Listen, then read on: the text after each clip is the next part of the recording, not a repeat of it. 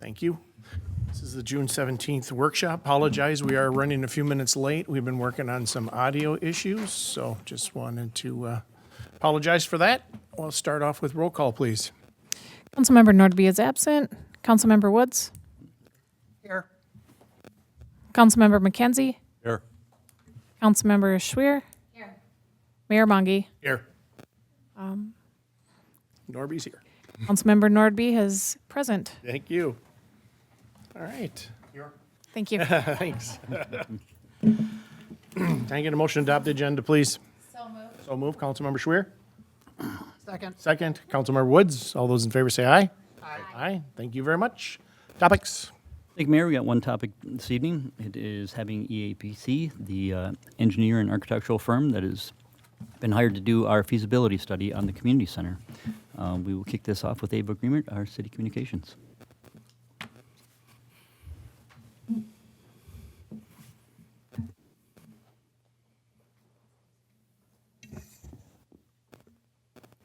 Hello, Council. Hello. Good evening. Okay, so I'm here because we are going to be updating you on what we've been working on for the community center project, and I'm just going to do a quick background to kind of refresh our memories on what's been done for this project previously, and then where we're at to this point. So the community center operated from 1992 to 2012, when it transitioned to a leasing facility until its closure in 2022.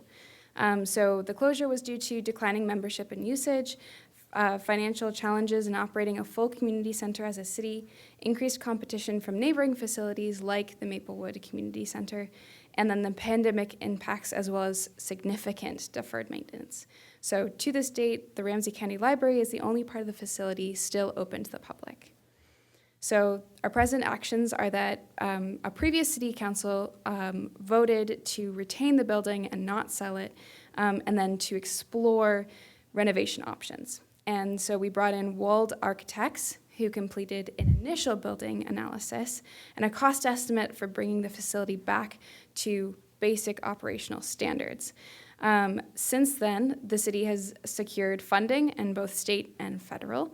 And then this grant funding requires the center to serve as a multicultural senior, youth, and veteran populations for a minimum of 20 years, or the funds must be repaid.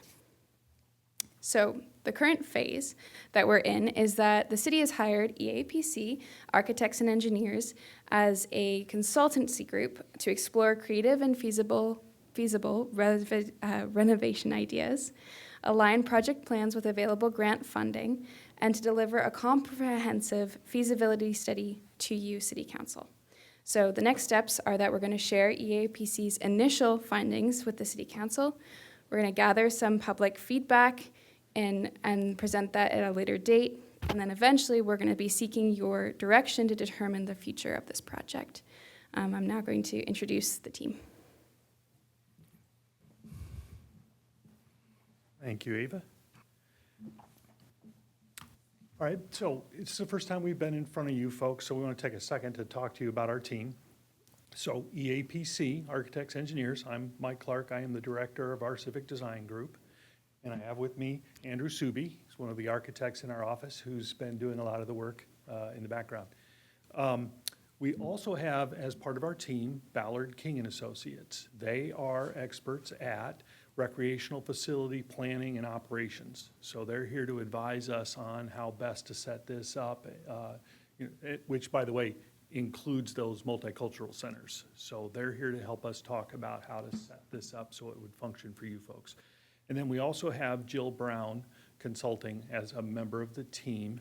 She's not here tonight because we haven't gotten to her part of the work yet. So she'll be doing the public awareness part of the campaign that is next to come. Okay? That is our team.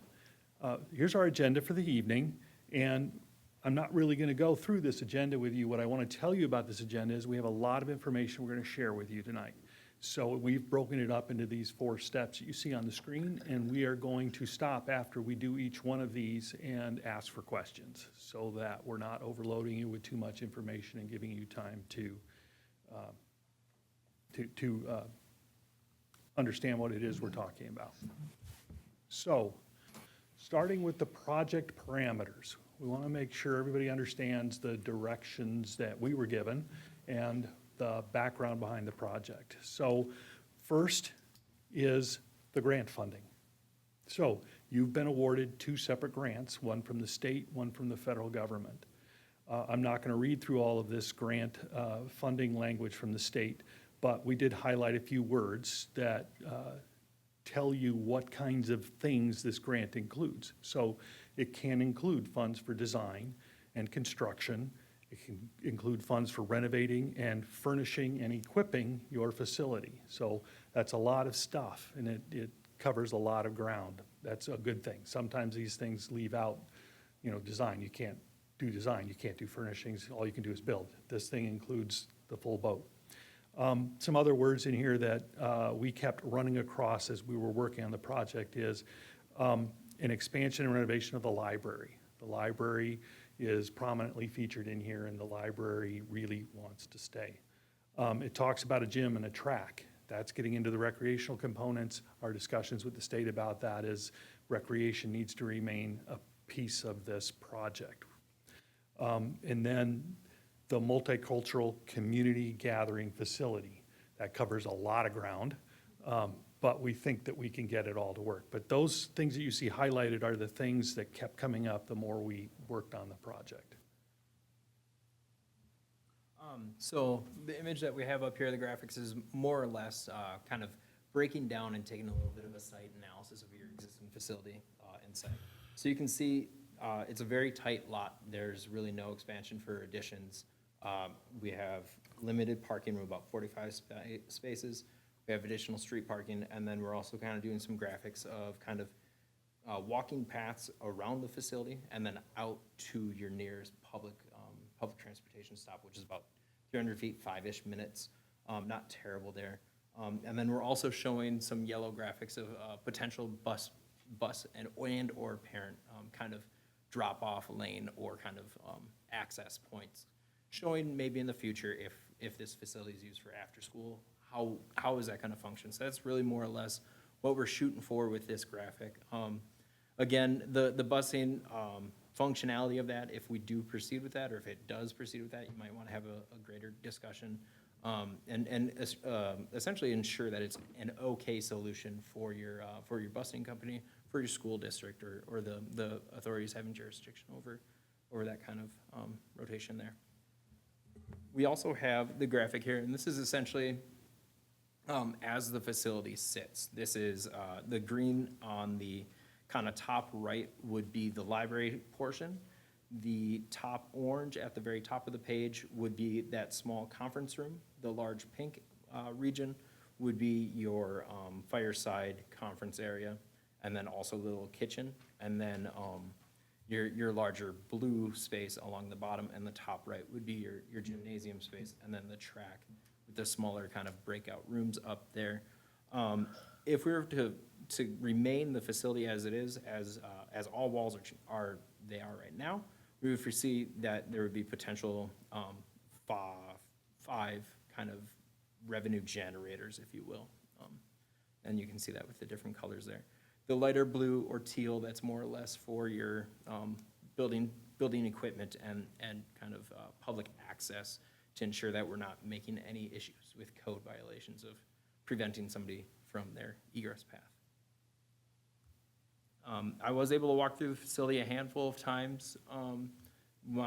It was myself for the architectural, and then we had our mechanical group come through also.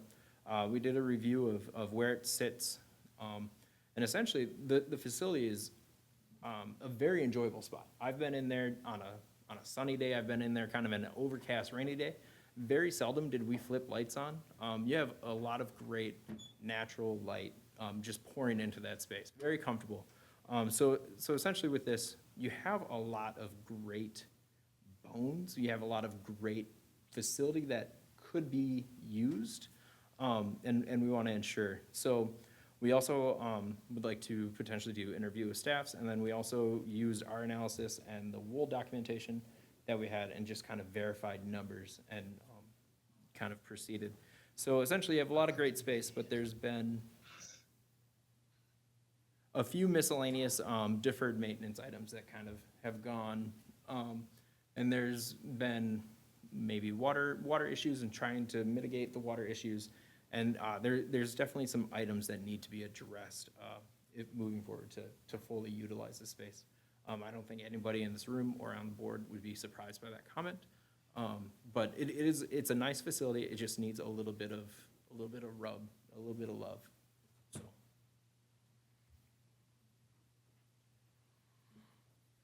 So we took that analysis, we took that look at the building.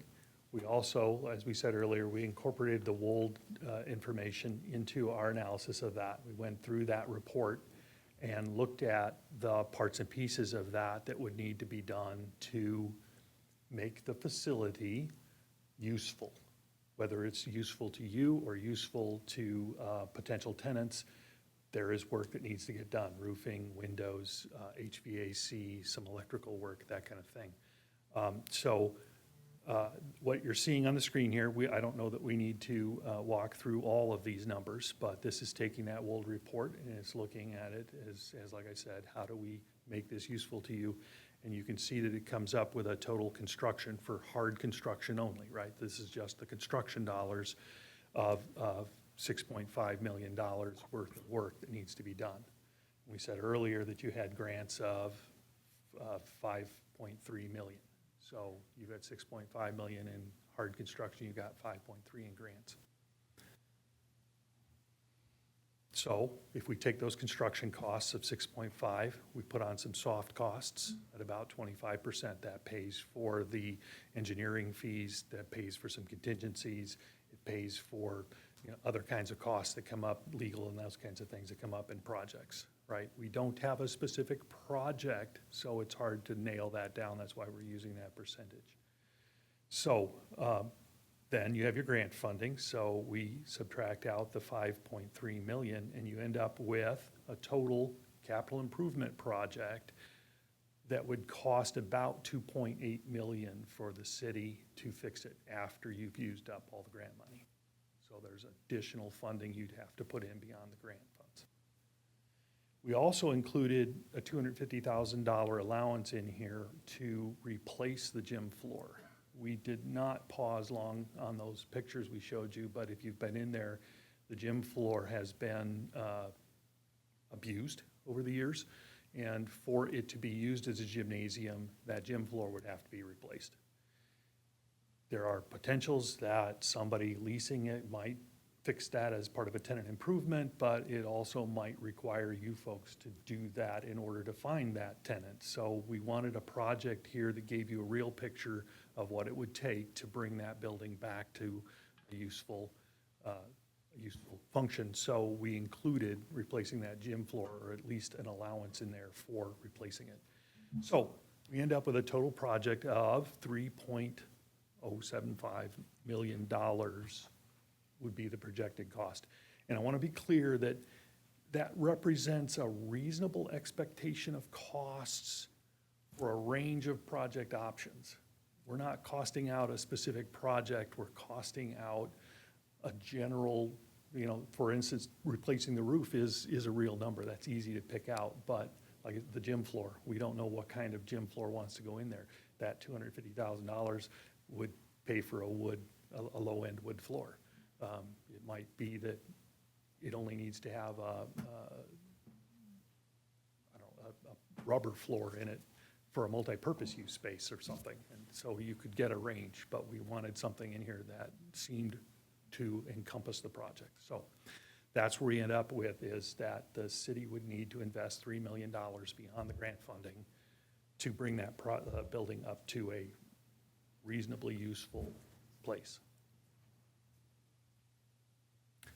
All right, one more part of this initial piece of work was that we got together with the city, we got together with at least one member of the council earlier in the process, and we talked about what are the guiding principles that we should be looking at when we establish the various ways of moving forward with the project.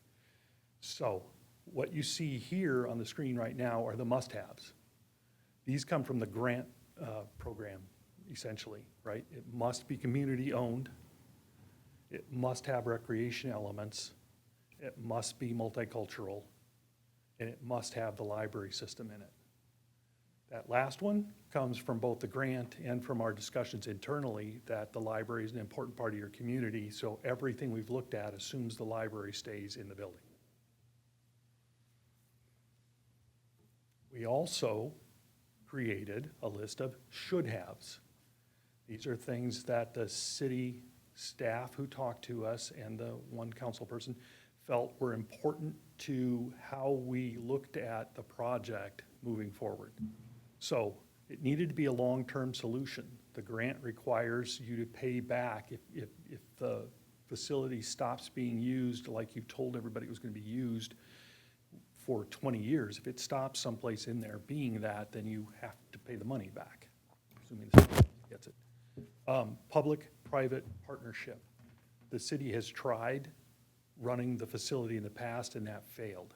So from the city's perspective, the city staff perspective, having somebody else running the facility is greatly preferred over the city running the facility. And then sustainable programming.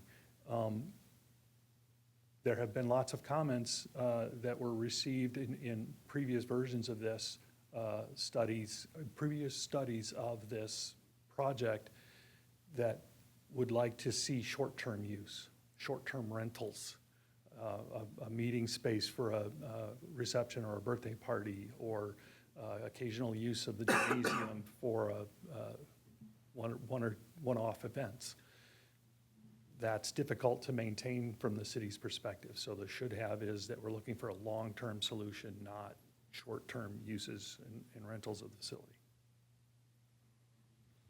Okay, this is where I pause for the first set of questions.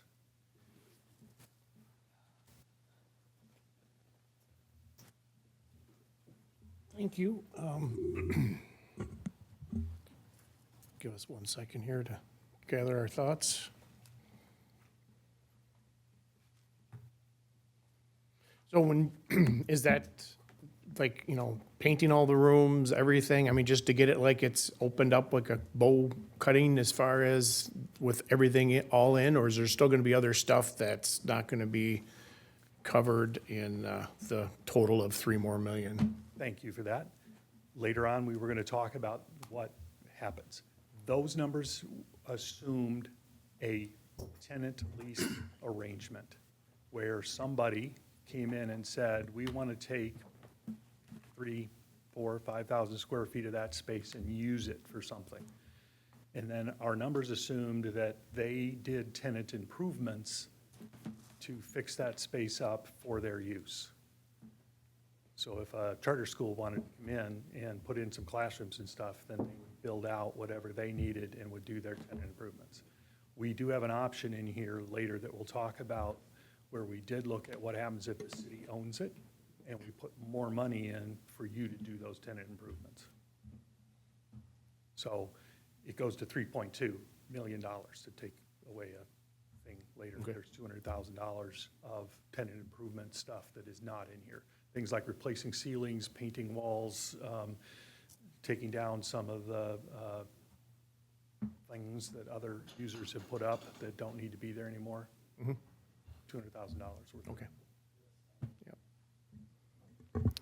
Mike, I was wondering if you could touch on, so some of the requirements when it comes to state or federal funding.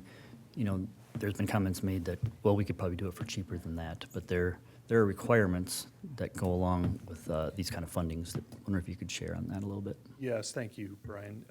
When the state, the federal government, let's start with the federal government. The federal government comes with Davis-Bacon requirements, and that is a lot to do with the prevailing wage rates and everything that you have to pay people to do the work on the project, which can often exceed the local numbers. What we typically find here in the cities is when we're doing that work that those rates have already been accounted for because of the cost of living and working in the cities here. The state, however, comes with some sustainability requirements. So if you accept the grant, then you must do what is known as B3.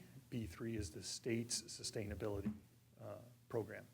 An example of what this does is, for instance, you last year, or within the last year or so, replaced the boilers in the building. And you replaced them with a moderate level of new boilers. If the state, if you'd already accepted those funds from the state and were doing it under the state program, then you would likely be putting in 95% efficient condensing boilers at a higher rate. And we can envision that, and we've priced in things like when you replace the rooftop units that are aging and dying, then you will need to replace them with newer units that have energy recovery and better controls and all of that kind of stuff, because it will be required by the state to do that. So once it goes, you need to do even more. Yes. Those More efficient. the state grants are great things, but they do come with some. Oh, yeah, we see that. Other questions? All right.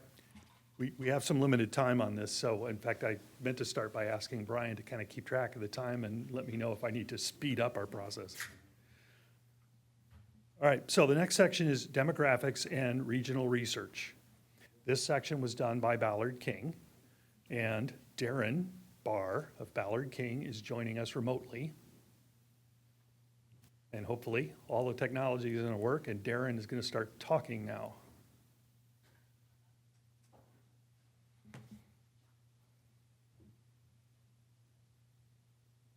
And if you're talking, Darren. Hey guys. Hey everyone. So Ballard King was involved with doing some demographic and regional research to assist in this process. Michael, if you can go to the next slide. Yes, give me 1 second there.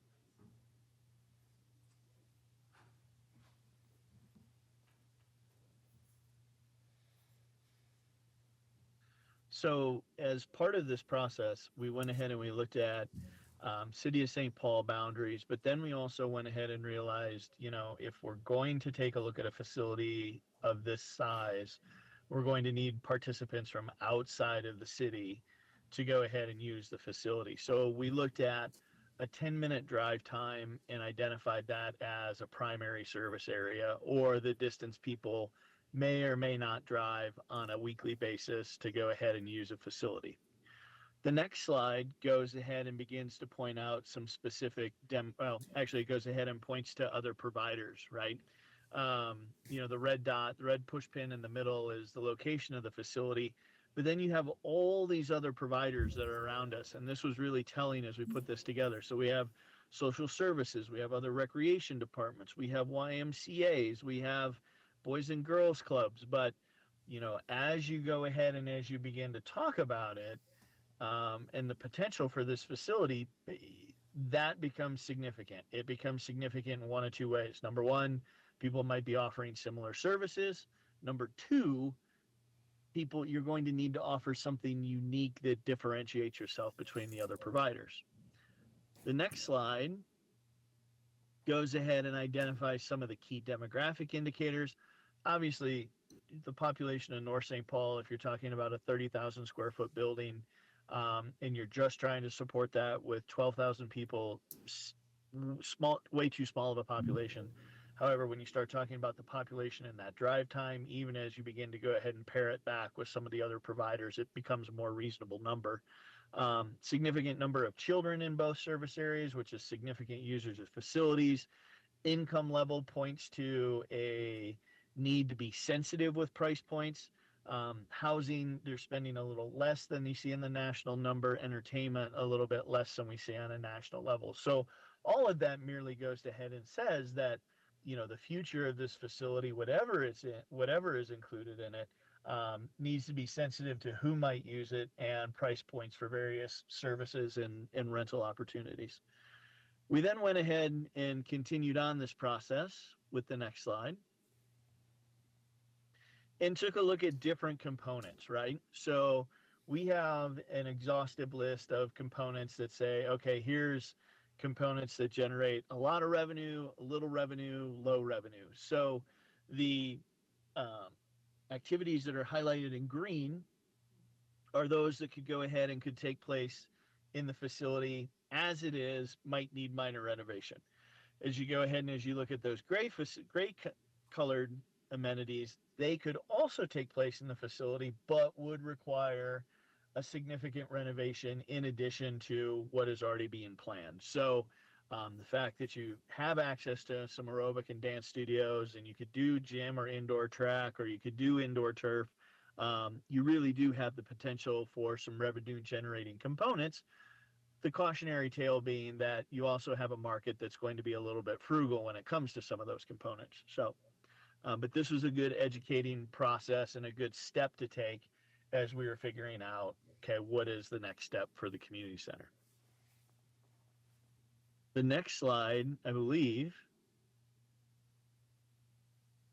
we start talking about operation pro forma. So this is where we start talking about, when we look at these various options, what's it going to cost to operate the facility, and how we're going to go ahead and what kind of revenue can we generate that offsets the operational expenses. So the next slide gets into a little bit more detail. So Darren, we're going to go ahead and talk about this slide for a second, and then you and I can start talking. Michael, is this you talking or me talking? Sorry. Apparently you're not hearing me. Are you hearing me, Darren? So I'm just going to go ahead and cover this slide, and hopefully Darren will understand what happens next.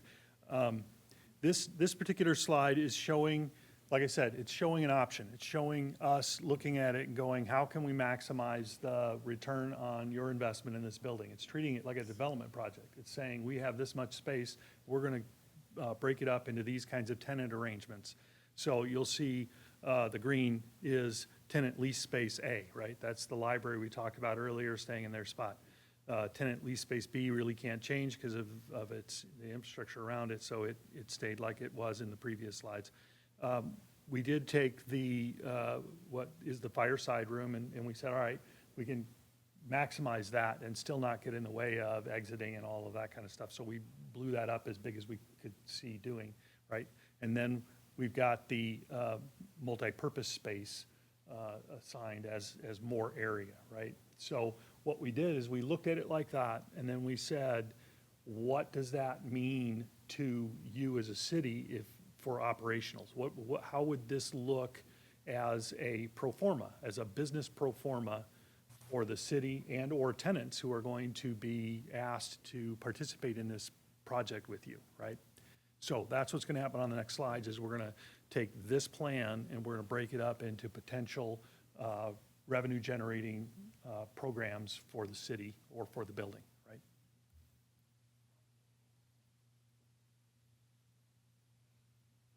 All right, Darren, can you talk about the required expenditures spreadsheet?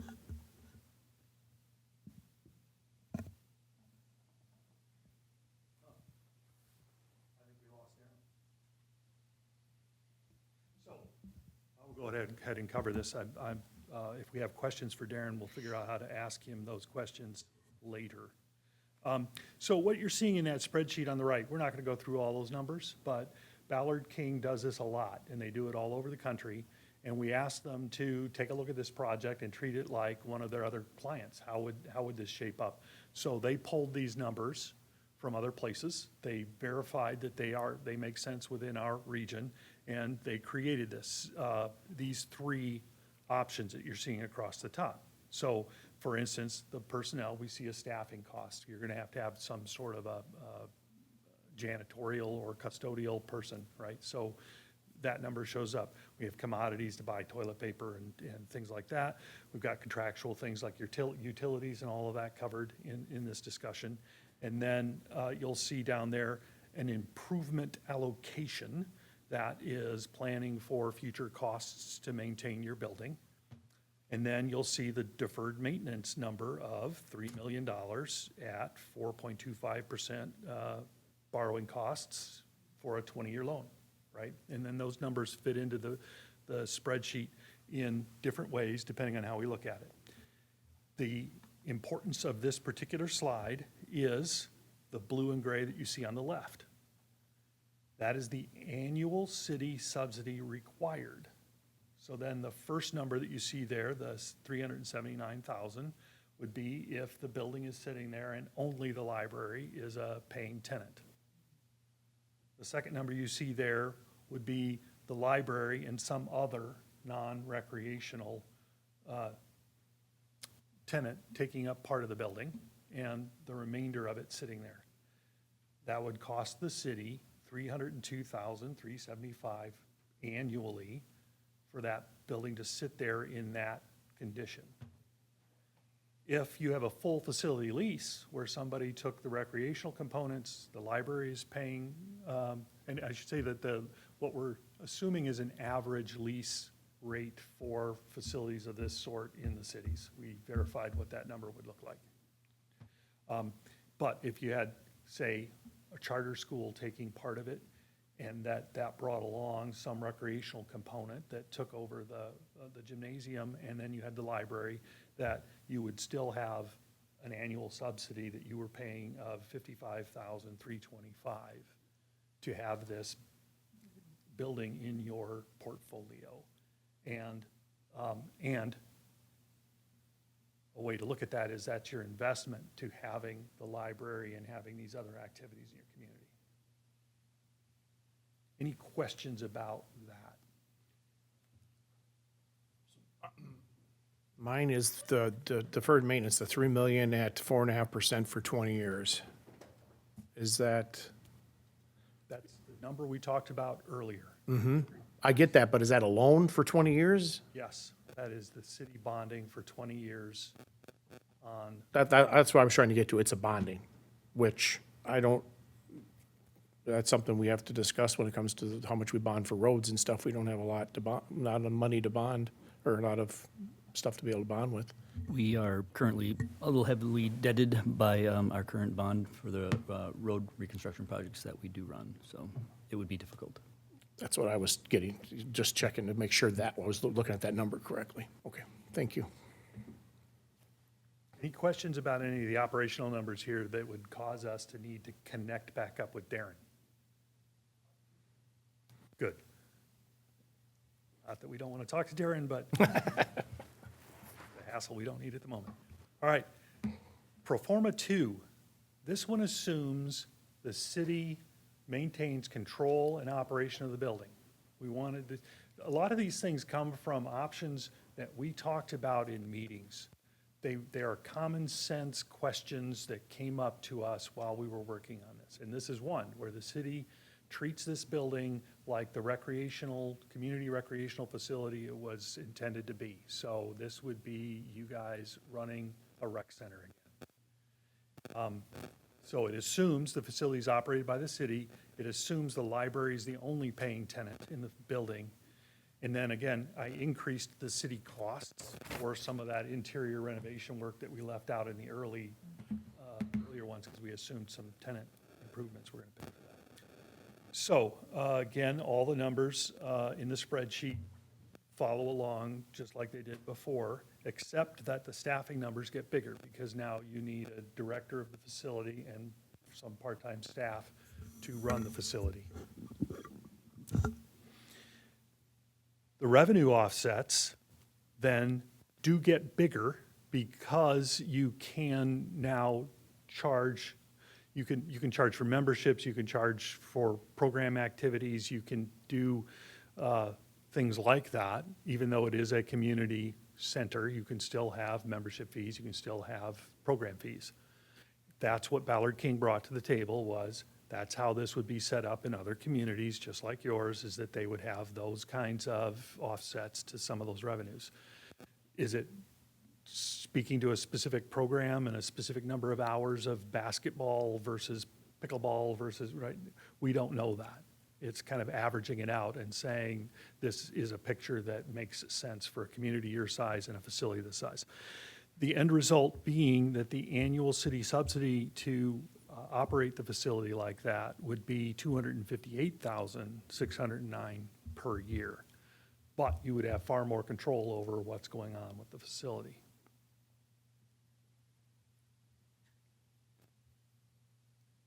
Now, a couple more things before we go back, and we can go back and talk about all these numbers in greater detail.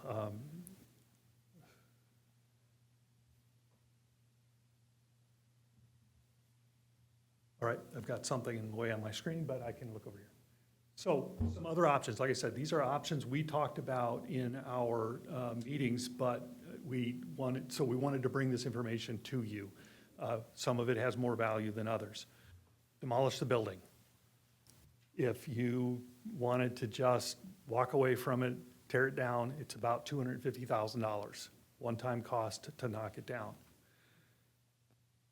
Pros, you can sell the property and maybe recoup all of that, probably recoup all that. That property is probably worth something given the new development that's going on over there. Problem is, you lose your library. You would also lose, by the way, the grant funding goes away too, but you're also not spending it to fix your building. So replacement cost of the current facility. What would it cost to build something like that again? And the answer is $14 to $18 million. You would probably still qualify for the grant, but you'd really have to get moving because the grant expires before you could probably get all of that happening. But if you had the grant dollars, then it's $9 million to $13 million. So you've got a $3 million investment to keep the facility functional versus 14 to 18 million to build a new one. It does not, none of that, however, replacement cost doesn't, none of it changes the operational challenges that you'd still be facing, right? All right, demolish the gymnasium and keep the remaining 10,000 square feet with the library. The gymnasium is a very large piece of that building. The gymnasium brings with it the operational and the programming needs and other things, and it narrows, it has a much narrower tenant base. So, you know, we thought, hey, what would happen if you took that off? It keeps the library, right? It keeps your library space, and it reduces that building scale, like I said, but you would lose the grants. And then what that means is that the cost for that would end up being 8.1 million. So there's not a lot of value in that option, but it was an option we explored it's a common sense piece of thought looking at it. Could we just keep the library piece, get rid of the rest? No, not really. It's still $8.1 million to tear that gymnasium off, rebuild the parts that need rebuilt, reconnect the mechanical systems back up to the part you kept. There's just a lot of effort that would be involved in doing that.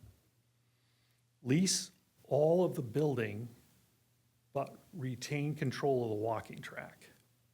The walking track is something that sits in the grant thing as a piece of specific stuff. So if somebody wanted to lease that gymnasium space and use it for something other than rec, then you would have to keep the walking track because you have to keep the recreational component to keep the grants. So it occurred to us as something, so we looked at it, and it creates a $63,000 annual subsidy because that would be unleased space. I forget what the number is, like 4,000 square feet of unleased space that comes off of everything else. So if you needed to go down that route, that's the number. The last thing that we talked about internally was hiring leasing agents to deal with leasing the space. We have all these conversations about leasing the space, and they all sound really good, but what ultimately you're doing is you're asking your city manager to act as a real estate agent and go find tenants for a space and negotiate leases with those folks. That's not their job. It's not something that they're necessarily good at. So we did talk to some leasing agents in town just to find out what would their fees look like? What would that look like if you hired a leasing agent to go out and fill your space for you? They charge $1 per square foot per year of term, right? So the easy way to look at that is if they're leasing 1,000 square feet of your space for 5 years, then you pay them $5,000 to fill that space for you. And then theoretically, you recoup it over the length of the lease by putting, $1 or $2 a square foot on top of the leasing costs of the building. but it takes that out from underneath you.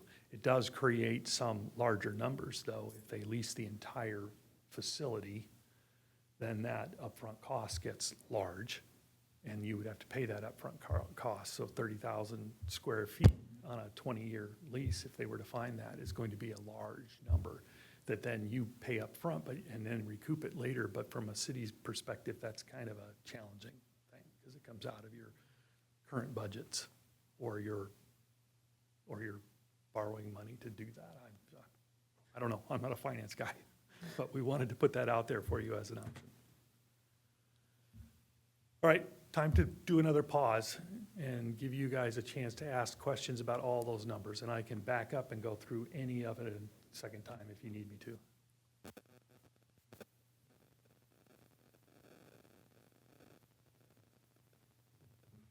Well, I know the city option 4, when it came to 2012, when they closed it, the city was losing $350,000, and there was no money to put into the building for the whole time they had the community center open, so that would be a really tough one.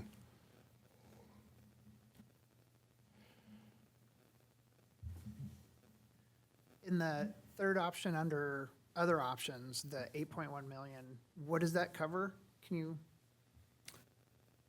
So if you demolish the gymnasium, Yep. right, you're taking off the whole front of the building. Right. So we got to put up a new wall of some sort. The mechanical equipment is sitting at the far end. I could go back to one of the plans and it's, yeah, right here. The light blue that you see on the left of that screen, that's the mechanical room where most of the mechanicals are sitting in that wedge-shaped piece to the left. So once we take the gymnasium off, we somehow have to make sure all that ties back around in some realistic way, right? You can't just whack it all off. And then you still have some other, you still have you still have about half the deferred maintenance issues. You still have some rooftop units, you still have some roof that needs replaced, you still have some of the bad exterior finish that needs to be replaced. So those numbers don't go away just because you whack the gym off. So they cut in half, but they're still there. Okay. So we end up with quite a few costs. We were surprised too when we started looking at it and putting numbers on it and went, holy cow. And you lost your grant because you took the gymnasium. yeah, okay, thank you. But we knew somebody would ask the question, so we brought the numbers. Curiosity out of what it would be for a levy we're 73,000 is about what we are, 1%. So it'd be a 41% levy for $3 million. Is that about, my math correct on that? If that's what we had to do? I mean, 3 million to that, so that was, I was just kind of curious to see what the whole number would actually be for levies, especially when our bonds are tight, just to get an idea of what that percentage is. So, That number would have to come from your finance yeah. director. Yeah, we know it's a 73,000 per. I was just curious because, you borrow money and then it against bonding against levying and things like that too, to get an idea of what both of the numbers would be. Any other questions, anybody? I have a quick question. So the 3 options that you put out there under the pro forma 1, even best case scenario, if it was $50-some thousand a year, that it would be subsidized. Does that take into consideration putting money aside for the deferred maintenance of the building moving forward? Yes, that has that improvement allocation line in it of Okay. $25,000 a year being set aside to provide for future maintenance and upfits and changes to your programming. Perfect. And that's if it's fully leased, everything is, the world is perfect and everything falls into place type of thing. That's what option 3 recognizes. And what, I will put something out that I'm going to cover again a little bit later, as long as we're talking about that subject, which is that the library's lease is at least through, no, let me say this differently. In discussions with the library that the city's had, we were not part of that, but my understanding of the discussion is that the library doesn't have any funds for leasing this at least until 2027. That's the soonest they could start budgeting to provide any lease for this. And in their world, they think that they have a lease through 2030 that has no payments attached to it. So there's some oddity in the library's lease that could have you not able to recoup any funds from them for 2 to Yeah. 3, 4, 5 years. It- So it's not like you can go from 0 to fully leased in 1 year or at one shot, because the library is dragging behind everything. Sure. We'll talk about other things we can help provide you with, and it might be things like what's a staggered occupancy happen, what kind of Construction started in '05, but they had to redo and do the lease in '10. So yeah, we've been working on that, but that's the only one we could find. So that's what we're going off of right now. everybody's aware that it's probably some sort of staggered buildup to these numbers. It's not Sure. to suddenly Good point. jump into these numbers. So for clarity on that, the 2027, the city was wondering from them, because they were interested in having more square footage where their current operations are, just for the sake that they have like a reading room that they use kind of in the area that is not their building that they built on to that. And they have a 2-year budget set out now that goes to the 2027, that they have no funds set aside for that, because the current arrangement is it's like $1 a year for their rent, being that they built the building. So it wouldn't even be until an actual paying rent on what they have is if we went above and beyond the end of the decade. The possibility of adding something for the request of that extra square footage for that reading room area for the kids' story time is what we were referring to for if they would pay any kind of money prior to the end of the decade, if that makes sense.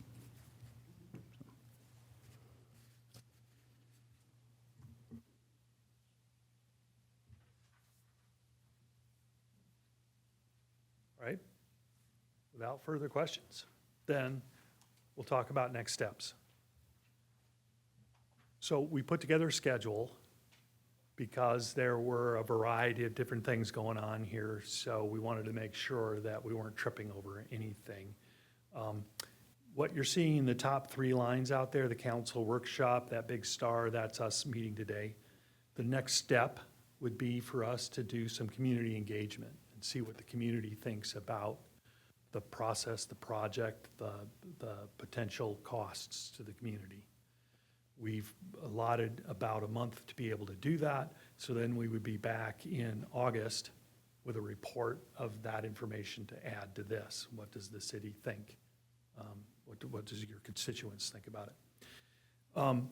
If the council were to take immediate action, right, that's what the next one, so the council, the solid bar of that, the council takes action in 2025, accepts the grant in 2025, right, and starts a deferred maintenance project, and we start that work to do the architectural engineering work at the beginning of 2026. All of that's kind of a reasonable picture that says that this process keeps chugging along.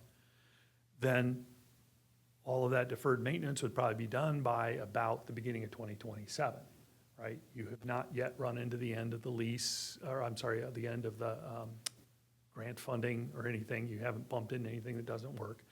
And you've gotten it done in about as much time as it would probably take to lease the facility and do tenant improvements, and that process makes sense to do it that way. If you didn't do it that way, you don't run into any significant issues. That's what we were really looking at, is what happens if you don't act on it in 2026 at all, and it sits there for another year. You keep paying what you're currently paying, which would appear to be in the neighborhood of $50,000 a year in operational costs on a building that's sitting there doing nothing. And the cost of all the deferred maintenance work we're talking about keeps going up, but there's still time to get it done. That's what we did this study to show you, is that we're not recommending that you put it off. We don't think that would be a good idea. Those leaks are active, it would appear. We have anecdotal evidence that the leaks are active. The roof is currently slowly failing. The chances of your HVAC units just stopping all of those are reasonably things you could expect in the next year. So we just wanted to put this schedule in here so you could look at it. Again, the leasing piece down here, you see the red bars. It's what would happen, how long would it take to lease it? Could the leasing happen and the project construction happen and everything line up? Yes, it all can. It all makes some sense. Okay, so, the project plan, right? The city has been in contact with some folks that appear to be interested in leasing the facility. They've gone about as far as they can go in those conversations without having some more information from the council about what the council's thinking they're going to do. No sense in getting everybody all excited and about leasing it if the council isn't interested in keeping the facility. So there has been some interest, but it's not been taken very far in conversation. And we need to do our public awareness campaign. Those two things are part of the plan and kind of need some council direction before either one of those things can move anywhere from where it currently is. And Ava was going to talk for a couple minutes about what that public awareness campaign might look like so that you folks could be aware of it, assuming that you give direction tonight for us to move forward with that, then this is what's going to happen. So I'd be working with Jill from the public engagement piece. So basically, we've been keeping residents up to date. There is a current email list of very interested residents that we are going to continue to use and continue putting out information on. But essentially what the public awareness campaign would basically be gauging the level of community interest in investing in this community center. Essentially, how much is the community willing to go behind this idea? And that will ultimately, hopefully, inform your decision about what to do next. And so then once we have that information, we will share that with you and as well as the public. And then we'll be using different communication tools to do that. But before this gets triggered, we need some more direction from you, because it doesn't make sense to go out to the public and ask, hey, how willing are you to take on this project without first having the council ask for this?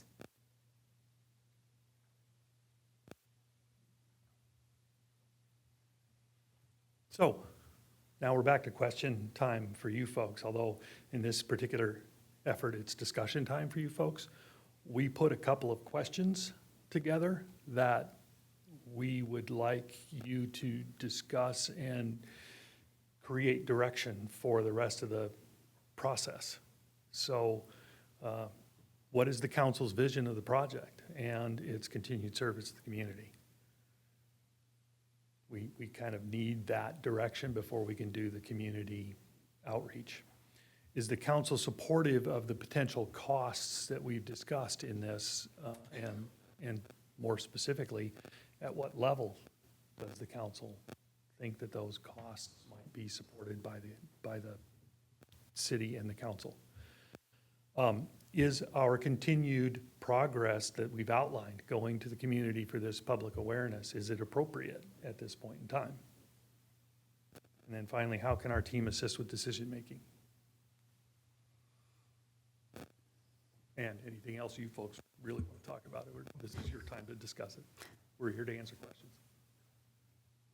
Thank you for the presentation. Breaking some of this down has really been eye-opening, but also helpful as we see the main pieces of what that grant indicates. We'll put together a document for the city for all of our buildings and the community center as a whole. And my question is with these numbers, how much would it cost to be doing some of these over time, not all at once? Because there are severity levels from 1 being, okay, it's going to need to be done, to 4, it needs to be done now, like the roof. Did you take those numbers into consideration when putting this presentation together? Yes, we did. Okay. Specifically, the biggest issues are in the HVAC equipment. Mm-hmm. So the exterior finish is bad and it's causing issues. The window systems are actively leaking and have been poorly fixed and need replaced. The HVAC equipment that's the rooftop units and some of the internal working stuff within the building is still working. However, you start taking on risk. All of that equipment is at 20 years old. And it's 25 years is generally speaking what we consider the lifespan of some of that equipment. If you don't do all of that work, then you could potentially save a couple $1 million, but you're taking on risk. Then the sudden failure of some of that equipment will need to be replaced at the tunes of hundreds of thousands of dollars, suddenly needing replaced that's not in a city budget someplace. That's the discussions we had with staff when we were coming up with these numbers, and we decided that the city is not interested in having that kind of risk hanging over it with that kind of important equipment. Maybe we're wrong, and we would accept, but none of it seemed to be in a position. We had our engineers come and specifically look at it and asked them that question: is any of this something that we could put off? And their answer was no, it's all of about the same age. There's no guessing which one of them would fail first. So if you don't replace them all, something's going to fail in the next 5 years, and you're going to be suddenly fixing it. Thank you. Thanks. That's what we're kind of figuring out with the other buildings, just like Councilmember Schweer said, is we have these 2004 City Hall, and we got the Public Works where nothing's been done since they were open either. So we're trying to get funding and being able to do that. So when you add up what Public Works, City Hall, and the community center is, it's quite a bit. I can't remember, like 7, no, I can't remember what, I won't even guess, but there was quite a bit.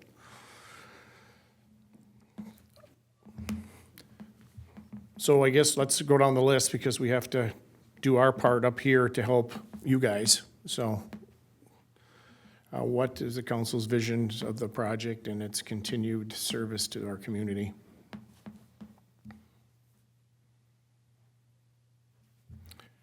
I'm going to push back on that a tiny bit. I mean, to me, this is what we're paying part of the study for, to see what's feasible and what isn't. It's not necessarily about our vision, it's about them presenting options that we can present to the public to see if they like, not just for different people. Does that make a little sense? It does, and we actually struggled with that a little bit because you go back to the should-haves. The city has tried running the facility in the past, and part of our directive was, can we lease this to other people, and can we, but the problem with that is there's a chicken and egg in there, is finding people who will lease it if there's no commitment to doing the work. How hard do we work, we as a team, how hard does the city work to find tenants if the city's not gonna spend the $3 million to fix it? That's where we kept running into a roadblock. Talked to a few people, we have some ideas of who to talk to and some thoughts out there, but again. So part of it for us too, a true community center didn't work, so that's not what we were looking at. We haven't had one for 13 years now. It's not like this closed last year and we're trying to figure out how to open it. Most people that live here didn't know we had one, so that's where and I talked to the mayor of Maplewood, you know, they leased theirs out to YMCA because they needed a tenant on it, but they spent $2 million, $1 million 2 years ago, and now $1 million this year to replace the half of the roof and now the other half. So, that seems to be quite a struggle with all the community centers of the other mayors I've been talking to with cities, is what do you do? Because cities don't do business very well. I mean, we're not, owning, and I talked to the Bellware Ballroom, they have weddings there all weekends and everything else, and they still subsidize the community center $400,000 a year. So, I mean, it's one of those things where, if you have it, it's gonna be money coming out of the city budget somewhere to be able to do it. And If Darren was still on here, he would tell you that that's the case across the country. That's how that works. so we're not, so we're seeing it the right way. Yeah, I mean, as a city, to be able to do that, we have great parks, we have other things too. It's, when we do something like this, is what don't we want? Do we not want streets? Do we not? Because a price of this magnitude is gonna cut something out. And what are we gonna cut out? What are your recommendations for additional revenue streams?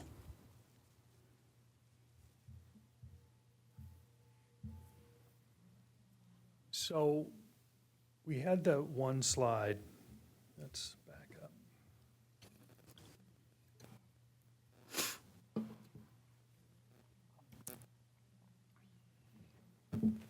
So all of these are potentials. The challenge to all of these is finding that connection between you folks and the people looking. There is no magic ball that does that. That's why we started exploring that leasing agent. As architects, we can design and build buildings. Ballard King, they can work with any of these tenants to develop a program and revenue streams and what does their operations look like, right? If he has a client in mind that he can work with.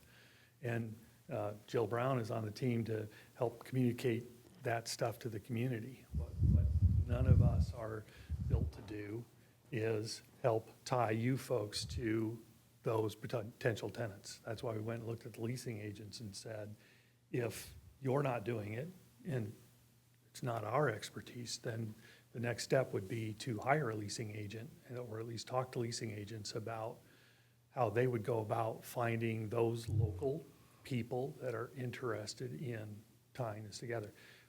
Ballard King does have connections with YMCA and that kind of stuff at the national level.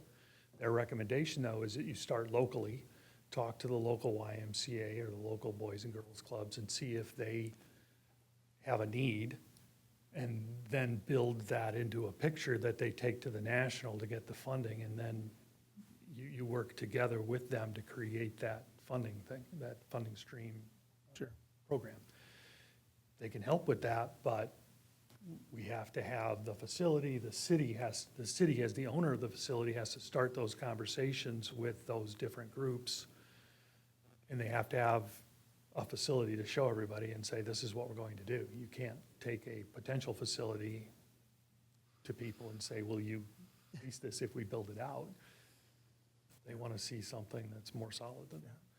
I also spoke to our EDA, just because we have our meetings with that, and right now, commercial rent is horrendous, and to me, Jim, they're looking at taking malls and making racquetball courts or pickleball courts out of it, and all these different spaces, because there's so much commercial space that's empty, that's wide open, that can be into different things. So that's another issue that I see, is trying to rent things, just because as far as there's so much space out there right now that people are dying to get people in, because there's a lot of vacancies when it comes to that. So that concerns me too, because it's not, residential, we're doing commercial. It's commercial, but it's community center, still commercial space.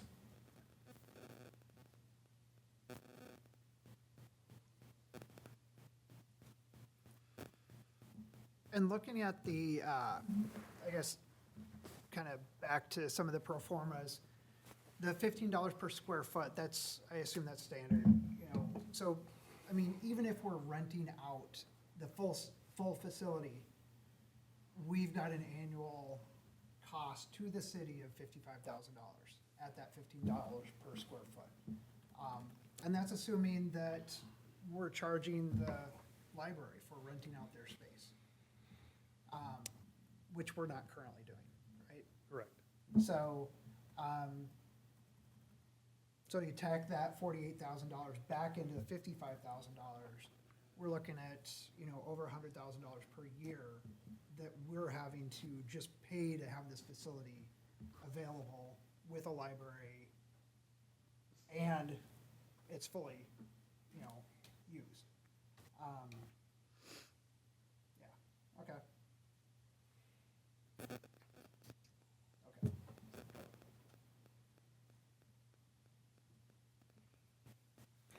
I guess the next question after, is the council supportive of potential costs represented by the project? By my back of the napkin math, the options presented to us today were anywhere from basically 1% levy to 7% levy. Currently, we pay a tiny bit more than a 1% levy as it sits empty.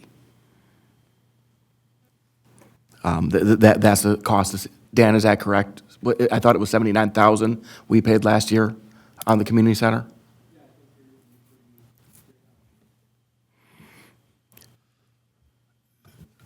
So for me, I would have no issue keeping that the same and possibly small increase. But one of the things to think about is if everyone were to break their lease, we're talking about 7% of our levy that either we have to take away from things or add. So some resident engagement with them knowing the true cost of potentially what they want would be helpful. But with actual, like I say, we pay 79,000 a year as it says empty. I would have no problem continuing that. That 7% is if it's completely full and everything's in order. No, that's 1%. The 79 grand.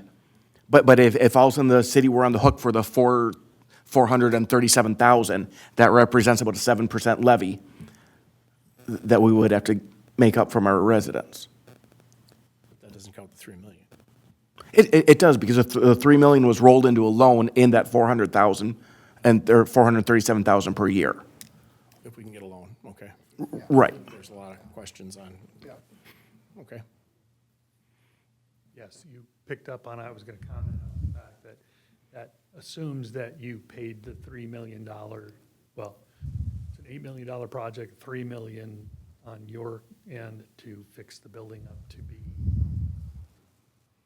to stop leaking and to be useful to you for the next 20 Right.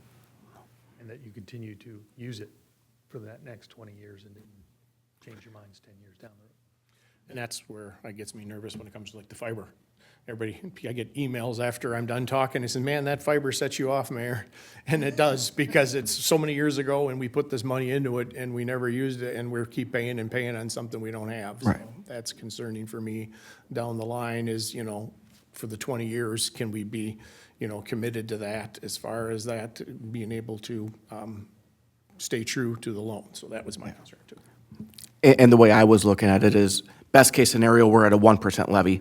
Worst case scenario, we're at a 7.2% levy.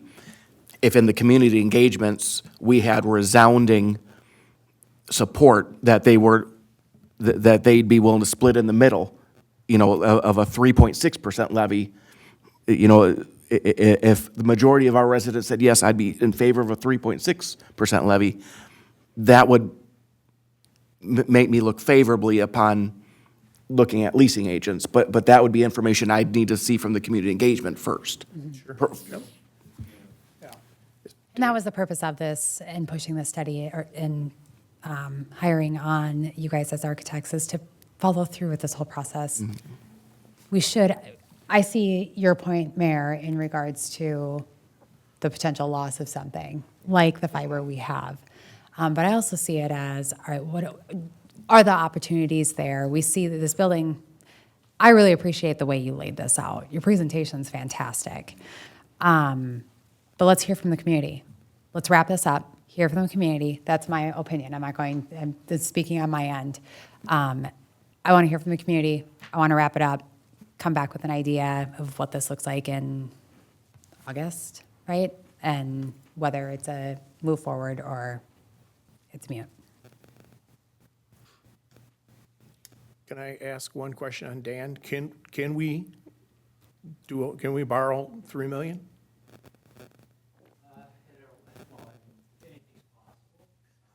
Do you want to come up if you don't mind? There's a lot of people that are online today after the announcement of what was going on. I'm just curious to see where we're at as far as the base, is that something where, we sit in budgets, all of us, for months, so I just wanted to verify. Sure, if you recall on our last bonding that just took place this spring for the road reconstruction, our bond rating went up. And part of it is that They did look at what our next bond issuances are going to be, which is part of the capital improvement plan that had the next two would be 27 and 29. So if you throw in another $3 million, I can't guarantee you that your bond rating would hold at the AA plus. It may drop back down to the AA, which then ends up costing the city more on the borrowing part to it. If you also recall, as we went through that and looking at those components, a lot of people have compared us to like the city of Mounds View. Population's pretty close to the same size. We looked at how much debt we're carrying comparison to how much debt they're carrying. Okay. And that's why you've heard me saying on numerous occasions how proud I am of the city council, because we've actually been starting to levy money for some of our infrastructural components. We do have a component that is for facilities, not enough to cover another $3 million. You're gonna end up having to raise the levy even more. We have something going to the parks. You're gonna find out later that that's not gonna be as much as what some of the park requisition or requests are coming up for this upcoming year in the capital improvement plan. And then we have the roads.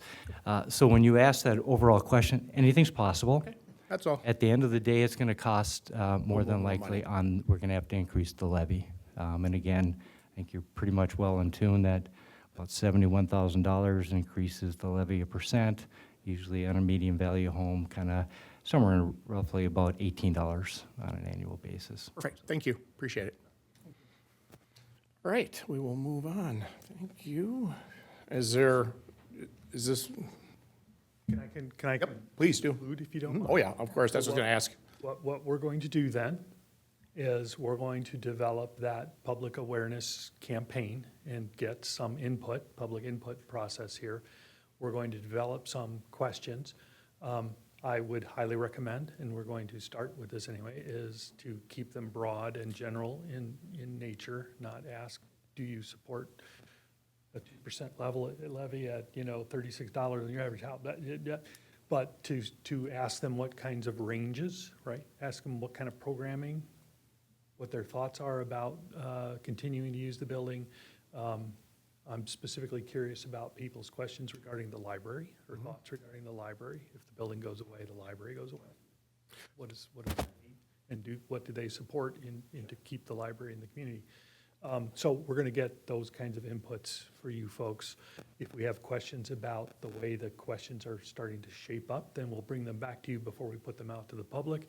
But if they seem like they're reasonable and the staff agrees that they're reasonable, then we will move forward with that and try to get back here in a month with some input. One other thing is, when it comes to questionnaires and stuff, are you gonna have the finances for, as far as because the community center is not a silo. So we have other things in the city as far as budgeting and things like that am I off track here? But how do we just can't look at the one as far as how much we're gonna spend, because it's not just all on that. Is there anybody else have any ideas on how to word that, or? If not, I'm sorry, I'm trying to follow you. they're asking questions about, the amount of money to spend for the community center and everything else, but we also have other considerations where we're gonna have to spend money on our other buildings. How do we get that out to the public that this is not just the one thing we're gonna be focused on? Sure, I understand what you're saying. That's where I'm kind of I would asking. We just say- can't silo this because it's not all about the one building for us for budgeting. And I don't know how that would work, or if that's something that if you're I think that's something we have to, as a city, be proactive on. And I don't know if it's something that Ava can build on the website that says, we have a page that indicates community center awareness, or there's just a piece on it in a small budget or something in lines of a synopsis of the building improvements, whatever that looks like. Brian, we'd have to have you and Dan decide, or the whole team decide what that looks like. But I don't disagree. I mean, I think the transparency piece should be there too, of what it's going to cost as an overall. We do have to focus in on these other buildings too and make sure that these guys are fixed. So That's exactly what, I some hear people you, just see Mayor. one thing. Yep. Perfect. I hear you, Mayor, and we're in the process, as you indicated, and the team knows, we're in the process of having Wold finished the project of what this costs. We have now included it in our capital improvement plan. but that does pass by people sometimes. So if we have something similar to that, and I call on Ava because I know that she deals with the website, but if there's a little piece of, I don't know, we'd have to figure it out. We'd have to talk amongst the council to do that. Yeah. Correct. Thank you. Yes. Okay, that's all I want. I just want to make sure it's not a silo. That we can, it's all important stuff. Everything we have is assets, and we need to make sure we keep track of them and be able to do some with them. Thank you so much. You get a great demonstration, presentation, and thank you. And we're running 5 minutes behind, so I ask for adjournment. One last question, just because I know there are a lot of residents. When you're done, are you guys maybe willing to step outside and take some questions from the residents that are here? I know it's not in the public forum, but they might have some specific questions for you. Take a few minutes as we're getting out, if anyone has questions. Adjournment? So, Councilmember Woods? Second. Councilmember McKenzie, all those in favor say aye. Aye. Give us 5 minutes, please. 6:40. Thank you.